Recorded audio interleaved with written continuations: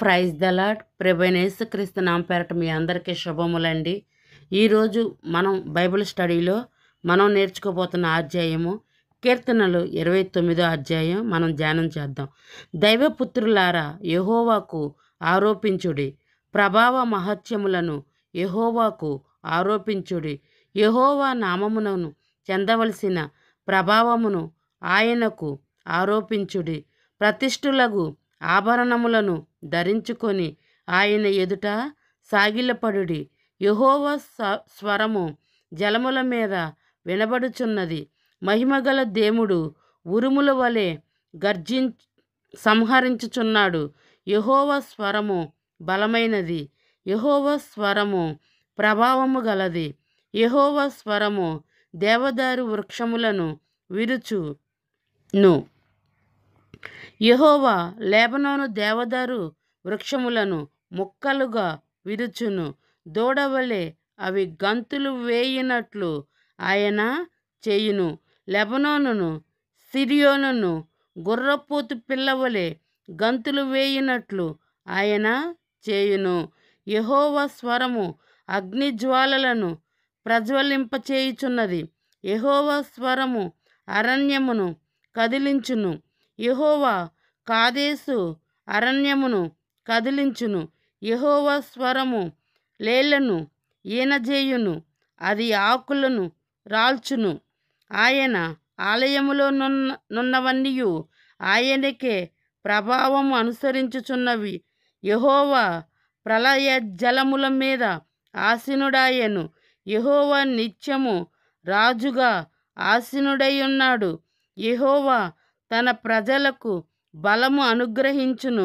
యెహోవా తన ప్రజలకు సమాధానము కలగజేసి వారిని ఆశీర్వదించెను. ఈ మాటలోని భావము మనం గ్రహించాలంటే, దైవపుత్రుల యెహోవాకు ఆరోపించుడి అంటే మనం ప్రతి ఒక్క ప్రార్థన కూడా ఆయనకి మనం చెయ్యాలి, ఆరోపించాలి అని ఇక్కడ మనం చూస్తూ ఉన్నాం. యెహోవా స్వరము జలముల మీద వినబడుచున్నదంట. ఆయన మహిమ దేవుడు ఉరుముల వలె గర్జించుచున్నాడంట. మహాజలముల మీద యెహోవా సంచరించుచున్నాడంట. ఆయన స్వరము బలమైనదంట. ఆయన స్వరము ప్రభావము గలదంట. దేవదారు వృక్షములు విరుచునంట. లెబానోను దేవదారు ఆయన మాట మాత్రము సమస్తమును ఈ సృష్టించి ఉన్నాడు కాబట్టి, ప్రకృతి అయితే ఒక్క మాట సెలవిస్తే అతనికి సమస్తము కూడా లోబడుతుంది. లోబడిందల్లా ఒక మానవుడేనంట. ఆయన మాట వినుకోకుండా ఎంత మాత్రము కూడా లోబడని స్థితిలో మానవుడే ఉంటున్నాడంట. కానీ ప్రకృతి అయితే ఇలా శాసనం చేయగానే మొత్తము కూడా అతనికి లోబడుతున్నట్టు మనం ఇక్కడ చూస్తున్నాం. కాదేశు అరణ్యమును కదిలించును. యెహోవా సర్వము లేళ్లను ఈనజేయును. అది ఆకులు రాల్చునంట. ఆయన కన్నెర్ర చేస్తే ఆలయంలో నున్నవి అన్నీ కూడా సమస్తము ఆయనకే ప్రభావము అనుసరించుచు ఉన్నాయంట. ఎందుకంటే ఆయనే నిజమైన దేవుడుగా మనం ఈ వచనాల్లో మనం చూడగలుగుతున్నాము. యెహోవా ప్రజలకు బలమును అనుగ్రహించునంట. యెహోవా తన ప్రజలకు సమాధానము కలగజేసి వారిని ఆశీర్వదించనంట. అంతేకాదా, ఏదైనా మనకు సమస్య వచ్చినప్పుడు, ప్రభువా నీవేనయ్యా మా దిక్కు, నీవే ప్రభువా మా ఆధారము, మాకు నాయన నీవు తప్ప ఇంకెవరున్నారు ప్రభువా, మా యొక్క ఈ సమస్యల నుంచి తీర్చగలిగిన దేవుడవు నీవే కదా ప్రభువా అని ఆయనకు మనం మొర్రపెట్టినప్పుడు మన ప్రార్థనలు విని మన ప్రార్థనలకు జవాబులు ఇస్తాడంట.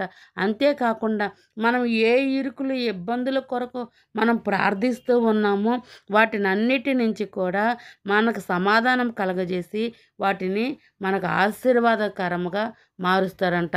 అందుకే భక్తులు చెప్పి ఉన్నారు ఏమనంటే, నేను శ్రమ పొంది ఉండుట నాకు మేలే అయ్యును అన్నాడు.